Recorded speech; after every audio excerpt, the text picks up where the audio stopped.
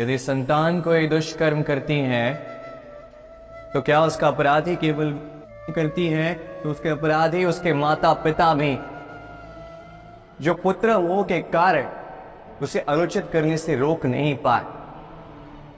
अपराधी उसके पितामह भी, जो अपने उत्तरदायित्व के बोझ के कारण कभी परिवार पर ध्यान नहीं रख पाए, उस संतान को कभी दंड नहीं दे पाए। अपराधी उसके गुरु भी, जो अपने शिष्य के ये कुकृत्य देखकर भी उसे प्रताड़ित नहीं कर पाए। एक भावी राजा का कर्तव्य है कि प्रजा के समक्ष वो एक उत्तम उदाहरण प्रस्तुत करे, परंतु यदि इतना अनुचित उदाहरण प्रस्तुत हो रहा है तो माता पिता का, घर के बड़ों का ये कर्तव्य है कि वो उसे वहीं पे रोक दें, या तो प्रेम से या तो दंड देके। यदि नहीं रोका गया, अब भोजन पाने के लिए मनुष्य क्या कुछ नहीं करता है, हर संभव प्रयास करता है, फसल उगाने के लिए बहुत परिश्रम करता है, किंतु कई बार बहुत परिश्रम करने के पश्चात भी फसल अनुपयुक्त निकलती है। कारण क्या है?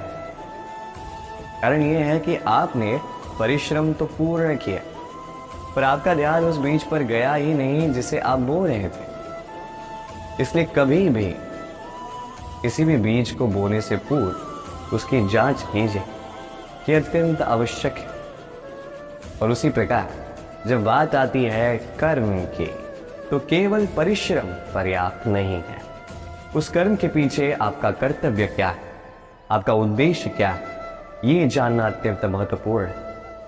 इसलिए कर्म कीजिए, किंतु उस कर्म के पीछे आपके कर्तव्य के महत्व को भी समझिए। आपने कभी किसी साधारण पक्षी को देखा है, जैसे गौरई? वो क्या करती है? किसी वृक्ष की टहनी पर अपना घोंसला बनाती। अब वहां पे घोंसला बनाना सरल है, क्योंकि सामग्री जो है आसपास मिल जाती, परंतु समस्या है आक्रमण। कोई सर्प या कोई और पशु उसके घोंसले पे, उसकी संतान पे आक्रमण न करते, इस बात का भय होता है। और ये सबसे कठिन होता है गौरैया के लिए, अपने घोंसले की, अपने संतान की सुरक्षा। अब बाज, यदि बात की जाए बाज की, तो बाज क्या करता है? बाज किसी ऊंचे शिखर पर, किसी चट्टान पर अपना घोंसला बनाता है।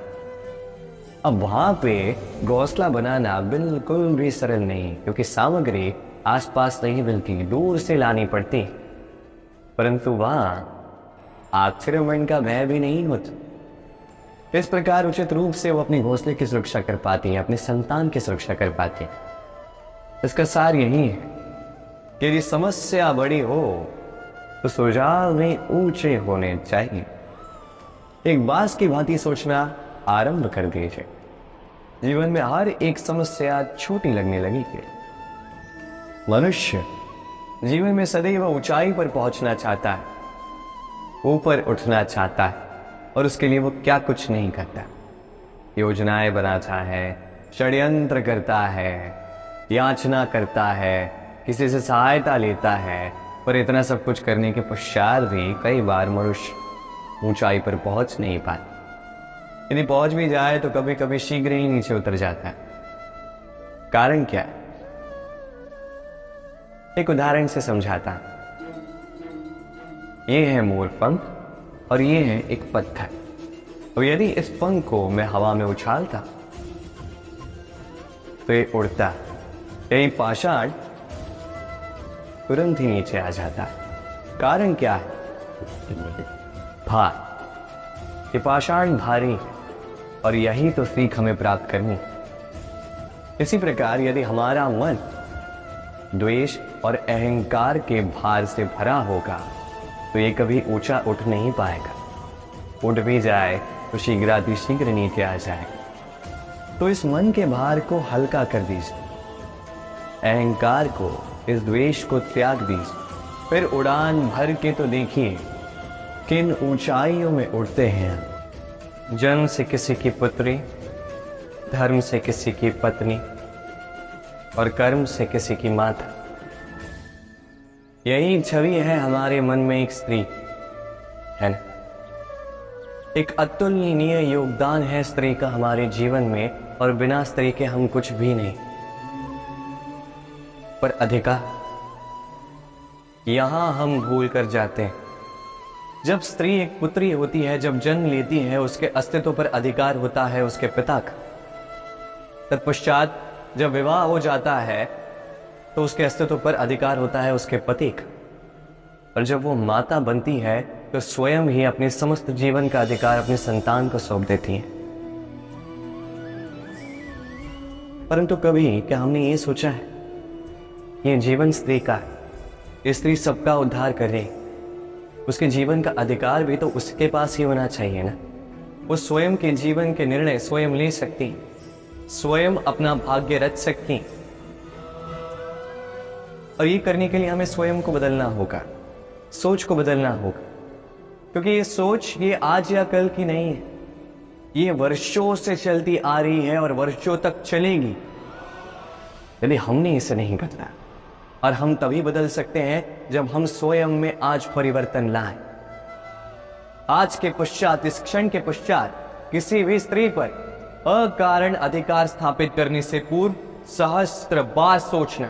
क्योंकि जब स्त्री अपना अधिकार छीनने पर विवश हो जाएगी तब केवल और केवल महाविनाश ही हो। पुरुषों ने जिसे नाम दिया त्रिया, क्यों दिए, किसने दिए, किसी को ज्ञात? मानना यह है कि पुरुष सोचते हैं कि त्रिया सोचती कुछ है, कहती कुछ और है और करती कुछ और ही। परंतु क्या यही सत्य? वास्तविकता यह है कि त्रिया वो चरित्रहीन पुरुष है और कोई नहीं। वो पुरुष जो स्त्रियों से कहते हैं कि आप माता हो, आप देवी, आप बहन, और सोचते क्या? सोचते हैं कि ये स्त्री हमारे पांव की धूल है और कुछ नहीं। और करते क्या है? उनके सर पर, उनके केशों पर चूड़ामणि लगाकर सोचते हैं कि वो उनके चरणों की धूल है। स्त्री का मान भंग करते हैं, उन्हें दासी समझ लेते हैं। मत भूलिएगा, यत्र नार्यास्तु पूज्यन्ते रमन्ते तत्र देवता। अर्थात जहां नारी की पूजा होती है वही ईश्वर वास करते हैं, और जहां नारी का अपमान होता है वहां ईश्वर और भाग्य दोनों रुष्ट हो जाते। स्मरण रखें, यदि नारी कल्याणी है तो नारी महाचंडी भी बन सकती। यदि नारी माता बन के जन्म दे सकती है तो नारी मृत्यु बन के विनाश भी कर सकती। जहां नारी का अपमान होगा वहां महान भारत भी महाभारत की ओर जा सकता है। स्मरण रखिए, नारी का अपमान कदापि नहीं हो सकता, और यदि नारी का अपमान हुआ अर्थात आपका विनाश आपके निकट आ रहा है, और ये उसके पहले कदम की पहली आफत है। आइए और मेरे साथ प्रेम से कहिए, राधे राधे।